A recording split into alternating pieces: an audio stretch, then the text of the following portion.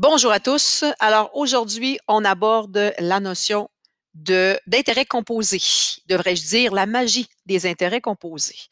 Je vais vous faire dans quelques instants une démonstration pour vous montrer là, que ça peut être extrêmement intéressant, notamment de placer un peu d'argent euh, sur une période de temps X. Vous allez voir que ça peut être très intéressant au niveau du capital qu'on peut accumuler. Alors, c'est quoi des intérêts composés? Dans un premier temps, on va aller voir aussi après ça, là, on va distinguer ça avec la notion d'intérêt simple. Donc, intérêt composé. Un capital produit des intérêts composés si, à la fin de chaque période, les intérêts générés sont ajoutés au capital pour produire de nouveaux intérêts. Donc, comparativement aux intérêts simples, où les intérêts sont calculés toujours sur le montant initial, les intérêts composés après chaque période de temps sont calculés sur capital, intérêt inclus. Donc, vous comprendrez qu'ici, on parle de pourcentage.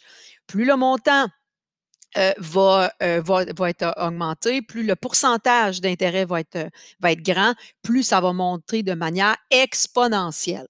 Hein, parce qu'ici, si on regarde l'équation qu'on va utiliser pour calculer nos intérêts composés, on réalise que dans le fond, c'est notre notion de fonction exponentielle. Donc, plus le pourcentage va être élevé, plus ça va augmenter de plus en plus rapidement, OK, au niveau de l'argent qu'on aura accumulé. On va aller identifier qu'est-ce qu'il y a dans notre formule, puis après ça, je vais vous faire une petite démonstration à ce sujet-là. Donc, CN, c'est encore notre capital ou notre montant final accumulé. Notre C0, c'est notre capital initial.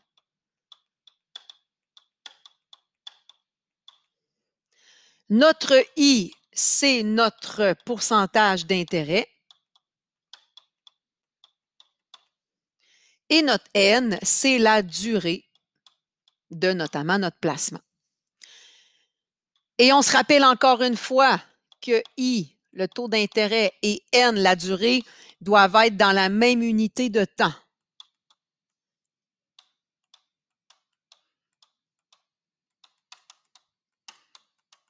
Donc, si par exemple, j'ai un placement qui est calculé par semestre au niveau de la période, mais mon taux d'intérêt doit être par semestre aussi.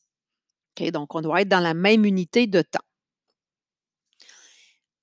Tantôt, je vous parlais de la magie des intérêts composés. Je vais vous montrer, il y a plusieurs simulateurs là, qui existent sur Internet pour aller calculer pour un certain montant X, qu'est-ce que ça donne comme capital final. Donc, je vais vous en montrer un en particulier. Par exemple, ici, donc, on rentre vraiment ce qu'on veut. Donc, investissement initial, ça, c'est notre C0. OK, on place ça. On place, par exemple, 10 000 au départ. On verse par la suite par année 250 qu'on ajoute. OK, donc on fait des versements réguliers par la suite de 250 par année, ce qui n'est pas énorme. Ici, on choisit notre période, donc on peut calculer les intérêts par jour, par mois, par trimestre, par semestre, par année. J'ai mis par mois, on aurait pu faire différemment. On choisit notre taux d'intérêt et on choisit notre période de temps, notre durée par année. Donc, j'ai fait un exemple ici. Je place 10 000 par la suite, je place 250 que j'ajoute par année. Le taux d'intérêt de 3 est composé par mois et je place ça pendant 15 ans. Okay, donc, vous y allez vraiment là, à votre feeling. Regardez ce qui se passe. Regardez. Alors, ici, le vert, c'est l'investissement initial de 10 000. Les versements réguliers de 250 par année sont ici. Mais regardez au niveau de la proportion, tout ça, là, c'est les intérêts qui sont accumulés pendant ces 15 années-là. Regardez quand on avance par année, regardez ici le gris.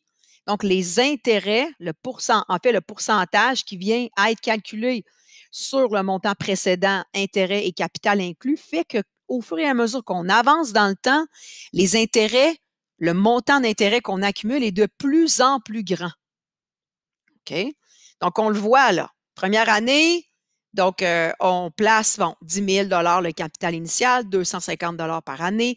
On fait 285 d'intérêt pour un solde total de 10 500 Par la suite, les intérêts sont calculés avec le solde incluant les intérêts. OK? Et là, on accumule et regardez les intérêts qui continuent à grandir de plus en plus, à augmenter de plus en plus rapidement. C'est ça la magie des intérêts composés. Quand on dit là, que souvent c'est avantageux d'aller placer de l'argent très tôt dans notre vie, bien, c'est pour ça. C'est qu'à partir de ce moment-là, après ça, si on étale ça sur une grande période de temps, la magie des intérêts composés fait qu'on accumule un grand capital final alors qu'on reste sur notre sofa. Alors, si je reviens à nos notes de cours, quand on va ici, on va calculer nos intérêts composés. Oui, bien, on peut chercher l'un ou l'autre des 4 éléments ici. Donc, on peut demander le capital final, le capital initial, le pourcentage d'intérêt qu'on a ou la durée avec laquelle on a travaillé dans le problème. Je vous rappelle que comme pour les intérêts simples, si je cherche une durée N, c'est très important qu'on doit arrondir à l'entier supérieur parce que le placement est fermé, donc c'est ce qu'on suppose. Donc, si par exemple, j'accumule, par exemple, je ne sais pas moi, 15 000 après 15,6 années, bien en fait, je ne toucherai pas mon montant avant la 16e année. Donc, c'est important toujours arrondir à l'entier supérieur ici qu'on travaille avec des intérêts composés si on cherche notre durée N. Alors, pour commencer, pour les intérêts composés, on va aller se faire 2 exemples ici dans nos notes de cours. On va commencer par le premier. Alors, Sébastien place un montant initial de 100 $. Donc, montant initial de 100 $. La banque lui offre un taux d'intérêt composé annuel de 3 %. Sébastien prévoit laisser son capital pour une durée de 12 ans. Détermine le capital accumulé de Sébastien lorsque celui-ci retirera son capital dans 12 ans. Alors, dans le problème, on voit clairement que l'intérêt est composé. On nous le spécifie. Donc, on va aller travailler avec la formule d'intérêt composé. On va l'écrire tout de suite. Par la suite, on va aller identifier dans la marge qu'on connaît. Okay, comme on faisait dans les autres sections de ce chapitre-là. Donc, CN, c'est notre capital final. C'est ce qu'on cherche. On cherche le capital accumulé. Donc, je ne sais pas combien j'aurai. Le capital initial, c'est ce que Sébastien place initialement. Donc, ici, dans le problème, on nous dit qu'il place 100 $. Donc, notre capital initial, c'est 100 $. Le I, qui est notre pourcentage d'intérêt, on nous dit qu'il place à 3 % annuellement, donc par année. Prenez le temps ici d'identifier votre période, qui est votre séquence. Et notre N, qui est la durée, on nous dit qu'il place ça pendant 12 ans. Je constate que mon taux d'intérêt I et ma durée N sont dans la même période de temps. Année, année, c'est bon, c'est ce qu'on veut. Alors, formule, remplacement. Le capital final, je ne le sais pas. Capital initial, 100 $. Pourcentage d'intérêt, 3 % par année. On se rappelle que quand on travaille avec la formule, on va mettre les pourcentages d'intérêt en notation décimale. Donc, 3 %, c'est 0,03 ou 3 centièmes. Rappelez-vous, 1 %, c'est une fraction sur 100. En cas de doute, 3 divisé par 100, vous allez avoir votre notation décimale. La durée N, 12 ans, qui est en exposant. Hein? On travaille avec la fonction exponentielle. Alors ici, il nous reste à calculer ça. Faites attention au niveau des priorités d'opération. Donc ici, l'exposant d'eau, c'est appliqué sur la parenthèse seulement. Moi, je vous proposerais d'y aller tranquillement, c'est-à-dire de faire l'addition dans votre parenthèse, hein, au niveau des priorités d'opération. Et après ça, encore une fois, attention, ce qui est exposant d'eau, c'est le 1,03. Ça sous-entend que vous devez être capable de faire un exposant 3, 4, 5, 12, 25. Hein, donc, assurez-vous d'aller chercher le bon bouton sur votre calculatrice pour faire un exposant quelconque. Alors, si vous calculez ceci, ça va vous donner 142,58. Bien évidemment, c'est de l'argent ici, donc on garde 2 chiffres après la virgule. Donc ici, dans 12 ans, Sébastien aura accumulé 142,58 $. Ici, le montant initial est peu élevé, le pourcentage d'intérêt aussi. Donc, ça nous donne un total de 142,58 $. Mais ça veut dire qu'au final, Sébastien va quand même avoir 42,58 $ d'intérêt au total d'accumuler sur le montant initial. On va aller faire un deuxième exemple, qui est l'exemple 4. Ici. Alors, vous remarquerez que je prends le temps d'aller souligner les éléments importants. Toujours facilitant ici pour faire ressortir les éléments importants, oui. Donc, Sébastien a déposé un montant d'argent il y a de ça 25 ans. À l'époque, Sébastien a négocié un excellent taux. La banque lui offrait un taux d'intérêt composé semestriel de 6 %. Il a aujourd'hui 3 000 $. Question, combien avait-il placé initialement? Donc, on nous dit clairement que les intérêts sont composés. Donc, on va aller travailler avec notre formule d'intérêt composé. Toujours écrire dans la marge ce qu'on connaît, ce qu'on cherche. Alors, capital final. On nous dit qu'il a aujourd'hui 3 000 $. Donc, ça, c'est ce qui a accumulé au final. Par la suite, capital initial. Combien avait-il placé initialement? C'est ce qu'on cherche. Le taux d'intérêt. On nous dit que c'est un taux d'intérêt composé semestriellement de 6 %. Donc, 6 % par semestre. On identifie la période ici, période d'intérêt. On le spécifie dans ce qu'on a comme info. La durée, on nous dit que Sébastien a déposé un montant d'argent il y a 25 ans.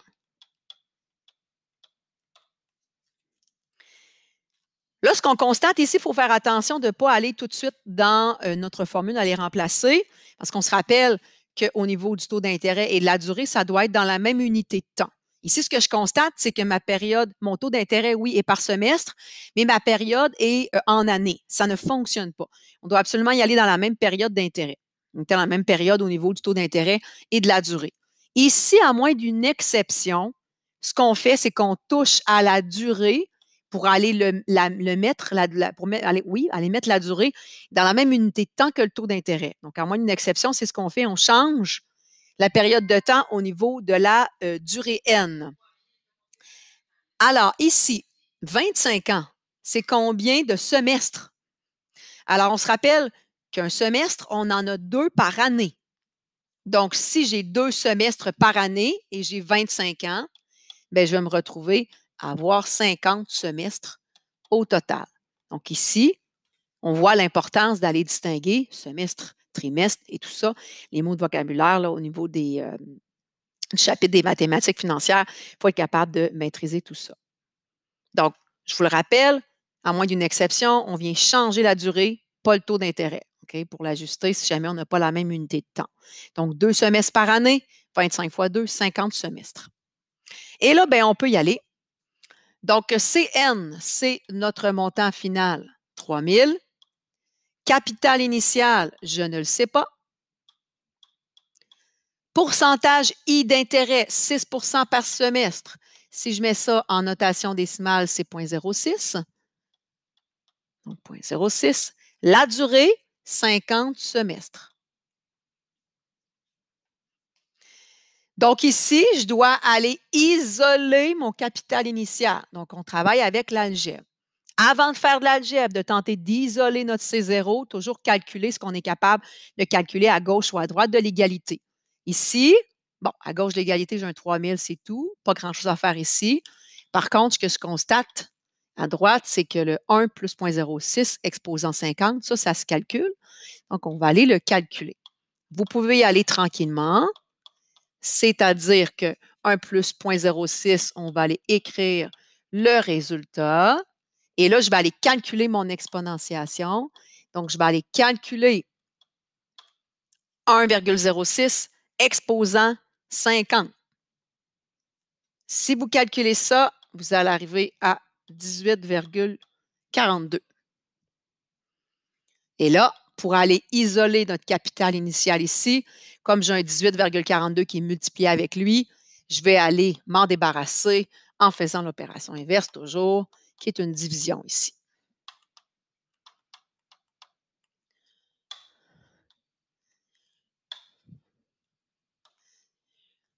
Si vous prenez le temps de faire cette division-là,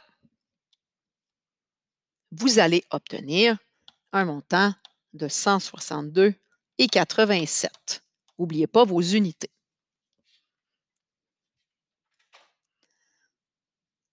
Donc, ce que ça veut dire, c'est que Sébastien, il a 25 ans. Il a placé un maigre 162,87.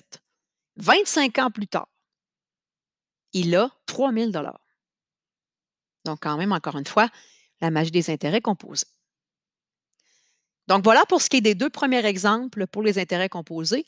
Une prochaine capsule suivra pour faire davantage d'exemples à ce sujet-là. Alors, les intérêts composés, c'est ce qu'on connaît beaucoup de nos jours. Les intérêts simples, on en a très peu là, au niveau concret. Donc, c'est normal qu'on insiste un petit peu plus sur les intérêts composés. Donc, je vous invite à aller faire les exercices qui sont en lien avec ça. Et je vous invite aussi, bien évidemment, par la suite, à écouter la deuxième capsule qui parle encore une fois des intérêts composés. Voilà, bon travail à tous.